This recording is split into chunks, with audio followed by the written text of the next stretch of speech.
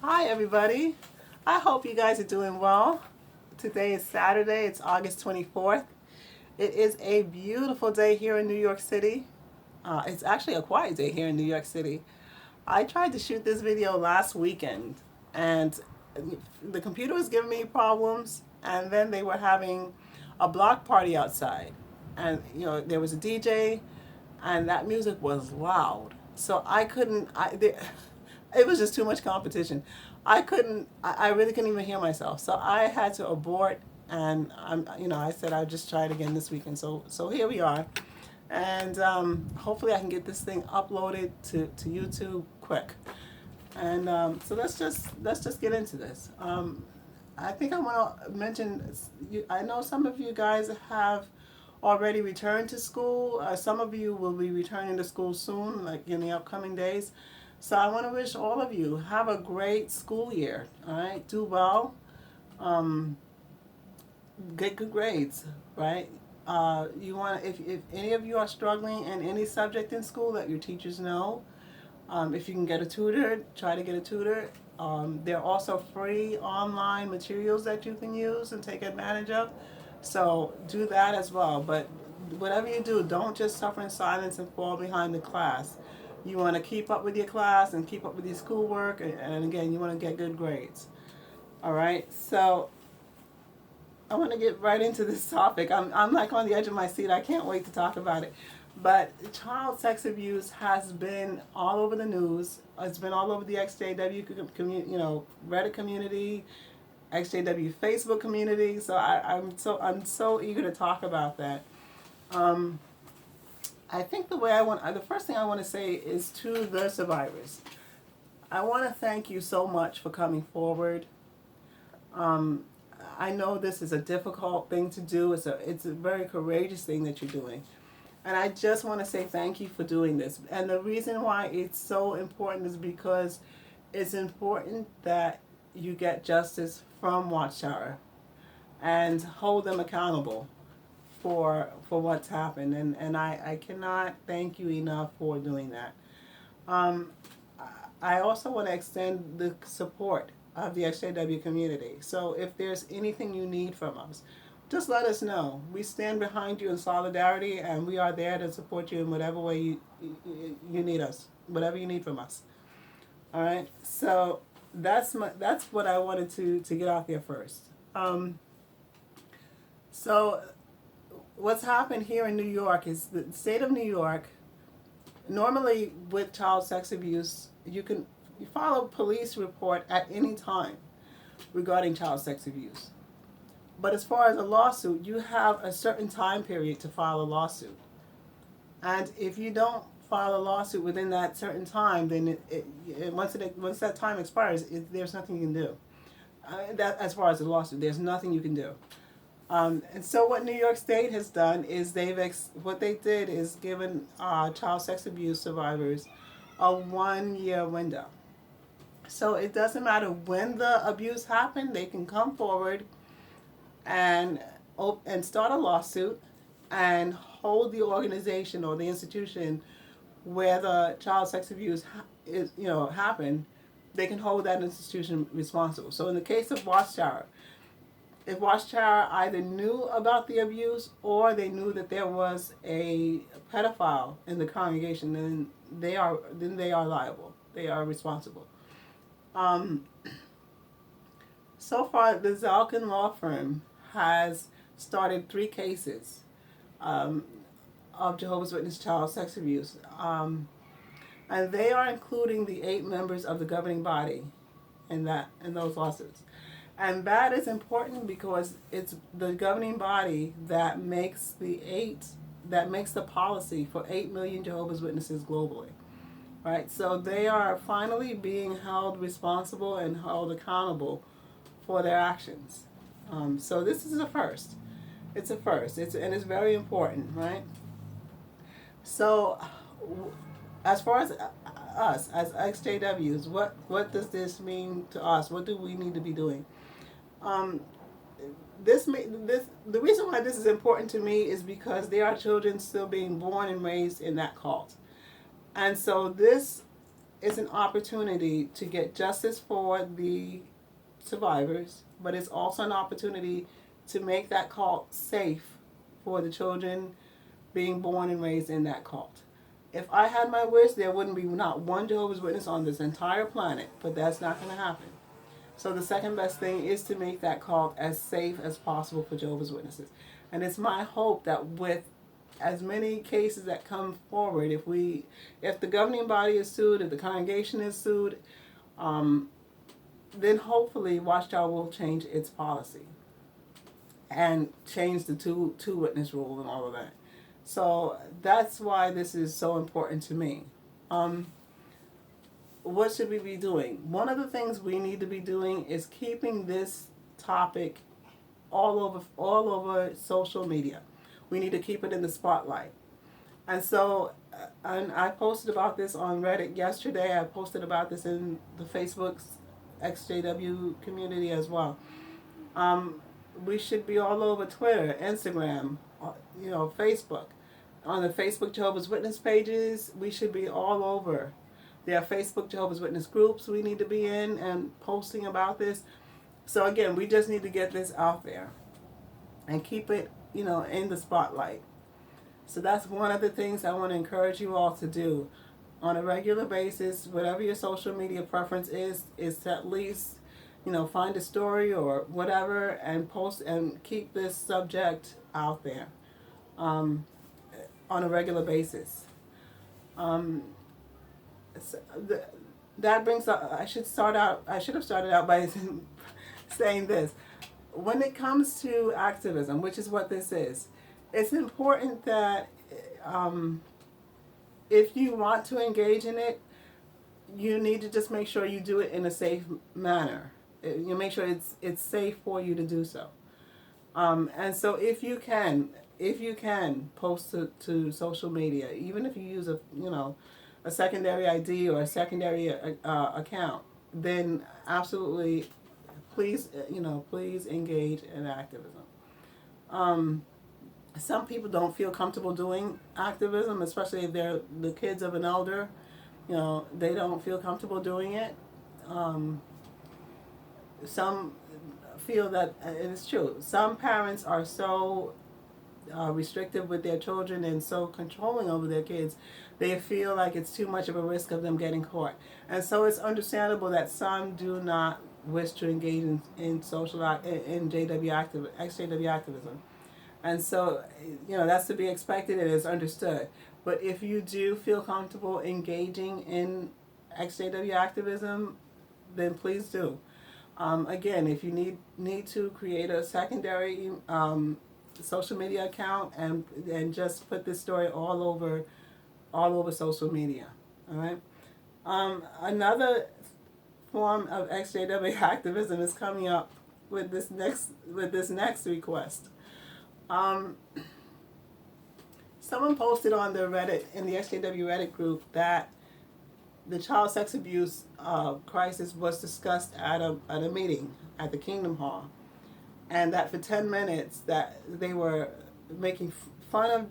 I don't know if they said they were making fun that I think they said that basically that the child sex abuse survivors were lying and all this other stuff. My suggestion to the XJW Reddit group, and my suggestion now, is that you should audio tape those conversations, those discussions at the hall. All right? And so I'm going to reiterate that. If you hear any conversations at the hall, at the district, at the regional conventions, or at the circuit assemblies on this subject, we need to know what Watchtower is saying to you guys at these meetings and stuff. So we need you all to audio tape this. And again, only do this if you can do so safely. I don't want you to risk, getting in trouble with your parents. I don't want you to risk the level of freedom that you have. If you have a good level of freedom and you start doing all this stuff and then they say, okay, we're going to take away your cell phone, that doesn't help anybody. So please only do this if it's safe for you to do so. But again, we do need to be kept updated as to what Watchtower is telling you guys. How you convey that information is up to you. If you post it on Reddit or whatever, it's up to you. But please do keep us informed. It's very important. Um, the next thing I want to talk about is college and school. So you guys are going back to school. Um, and I've said this many times before. Part of your exit strategy has to be expanding your social circle. So you're going to be in school, you're going to be making, that's an opportunity to make friends with your classmates, right? Um, I was talking to an XJW in the Facebook community, and she was telling me about her daughter. Her daughter has friended a JW in her class, and they have each other's phone numbers and everything. And the JW kid was smart because what she did was, instead of putting um, the the non JW child's name, rather than just putting her name, she put Verizon. She used the name Verizon for the non JW child's name. And this way, should her JW parents go through her phone and see the list of contacts on her phone, she's only going to see Verizon. She's not going to know that that's really a non JW kid. But that was so smart of her, and I wanted to share that idea with you guys. When you're making friends with your classmates or whatever, you don't need to use their real names. Use Verizon, use Google Play, use PlayStation, whatever it is. But and then that way, if your parents should go through your phone, they shouldn't question. It shouldn't raise a red flag, basically. But the point is, you do want to make sure that while you're in school, you're making friends with non-JW students. The other thing I want to recommend that you do, especially junior high school students, you want to build a good relationship with your teachers and guidance counselors, because if you're going to need help with career planning, your educational planning, if you intend to go to college or whatever, filling out college applications, you're going to need assistance. So you want to make sure that you have good open communication with your teachers and guidance counselors. Tell them up front, listen, I'm a Jehovah's Witness now. I'm stuck being a Jehovah's Witness for now. I don't intend to be one the moment I turn 18 and I need help preparing for that, and let them know what you like to do or whatever, but you want to keep them in the loop, right? I cannot stress to you how important it now to build a support system. So you want teachers, non-JW relatives, you want as many people in your corner as possible. And so build that support system now. Start on it now. And many non-JW friends as you can get, you want to do that now. So that's one of the things that I want you to work on while you're in school, as well as, and like I said, getting good grades. You want to make sure your grades are good. Another topic that I wanted to talk about, and this is for college students. I've heard a few people complain that, Jehovah's Witnesses show up at their college campus with those tables and the carts and the whole thing, and they're out there standing around with all this stuff, and it bothers them. I'm going to tell you something. I'm trying to stay in control, but that irks me to no end, and here's the reason why. Jehovah's Witnesses tell their kids they can't go to college. So why on earth are you on a college campus poaching their students? It makes no sense to me. It makes no sense to me.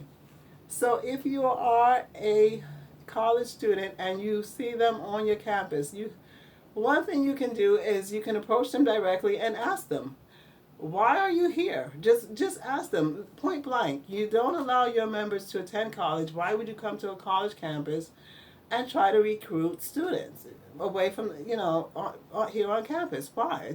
It's not right.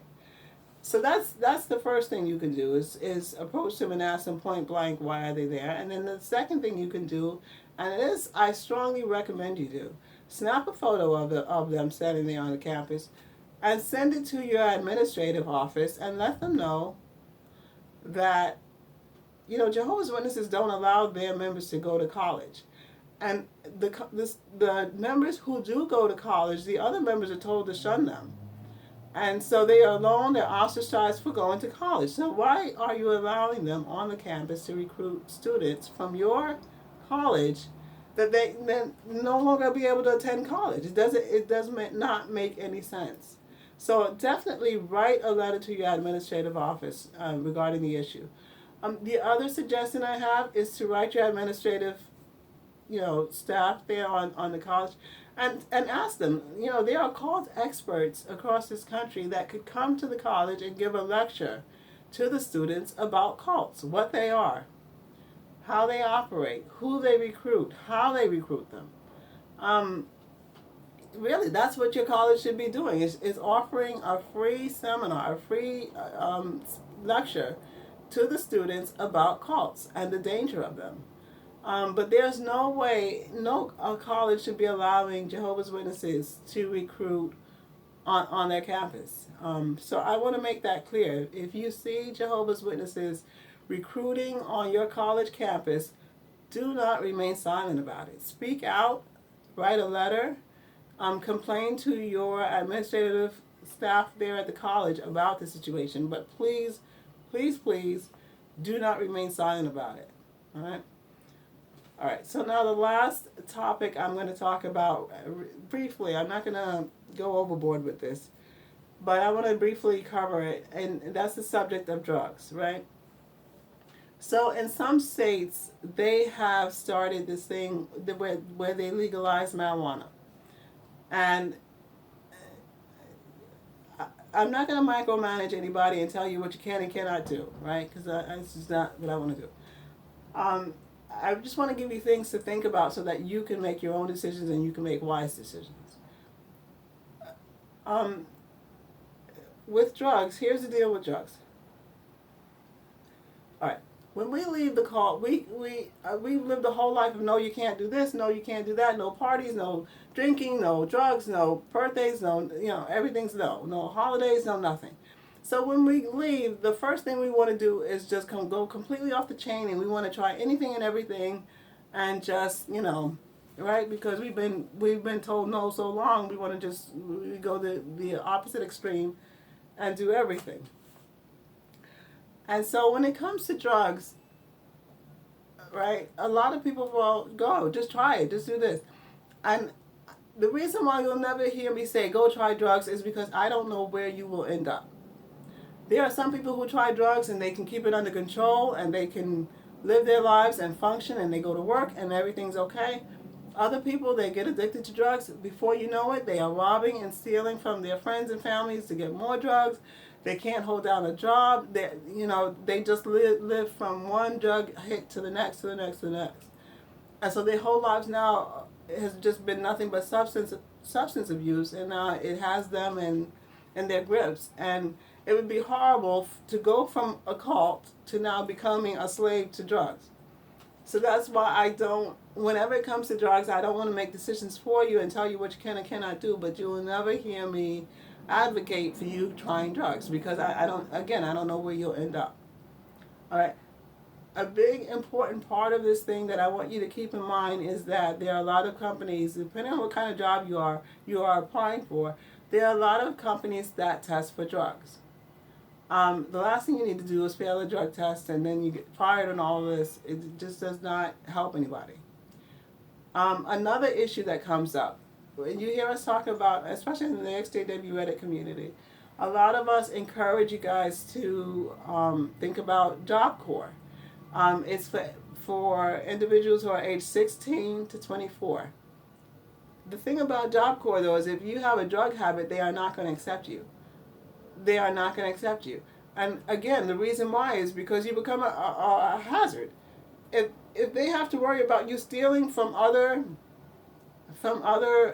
participants of the program, you're now becoming a problem. And so that's why if you have a drug habit, Job Corps will not accept you. And so that's what I want you to be aware of, is that sometimes when we're making decisions, we're thinking of the here and now. Oh, I'll just have this, I'll just have that. But it could have long-term effects, and you'll end up somewhere you didn't intend to go. And so that's all I'm going to say about drugs. It's a decision each of you will individually have to make, but I want you to think of all of the risk and everything that goes with it when you make that decision. for every decision we make in our lives, there's a consequence that will go with it. And so I just want you to be prepared for whatever consequence that comes from your decision. I want you to be able to live with it. And that's why I want you to think seriously about using drugs and all of that. And again, the same thing with alcohol. Once you become addicted, it can, I mean, it affects your health. It affects your functioning in life as far as holding down a job and all of that. It really, again, I just would hate to see you end up, again, enslaved to drugs or alcohol or whatever after leaving the cult, where you would, you just gone from one headache to a different headache. And I really want you to just make wise decisions on that whole thing. And so I think I want to stop there, right? I think I want to stop there. I value your feedback, so please leave comments down in the section below. If there's any subject you want me to discuss or talk about a little bit, I don't mind discussing it. Just tell me what it is. There's a topic I am going to discuss maybe the next video, and that's going to be about running away from home and that kind of thing, and all that goes with that. And but I'm still working on that. But that'll probably be the next video I shoot. All right. So I hope this video helps you guys, and please again remember, we need to keep the child sex abuse topic all over social media. So whichever platform you prefer, whether it's Instagram, Twitter, Facebook, whatever it is, please keep it out there. If you're able to audio tape any of the meetings where they're talking about child sex abuse, please do that. Please do that, because we need to be kept informed of what Watchtower is saying on this issue. All right, so I thank you. I thank you so much for your help. You guys have been great, and I appreciate it. We've made such strides in the XJW community, and a lot of it is because you guys just step up to the plate and help us out. There's a 14-year-old out there who snapped a photo during one of the regional conventions, and I want to tell that kid thank you so very much for that photo. Again, those photos are so important because Watchtower is telling, it's a global, keep in mind, Watchtower is a global cult, right? So they're telling their members over in Africa and all these other countries, oh, we're growing, and they're showing them all of these pictures from the international conventions, we're growing. But then when you look at the photos from the regional conventions, it's a completely different story. When you look at the photos from the U.S. regional conventions, that's not growth. That is not growth. That is nothing but empty chairs. And so when we show the members of the groups these photos, we are able to document and prove that Watchtower is not growing here in the United States. Watchtower is in the decline here in the United States. And that's what those photos help us prove. And so for the 14-year-old that snapped me that photo of the regional convention, I just want to say to you thank you so very much.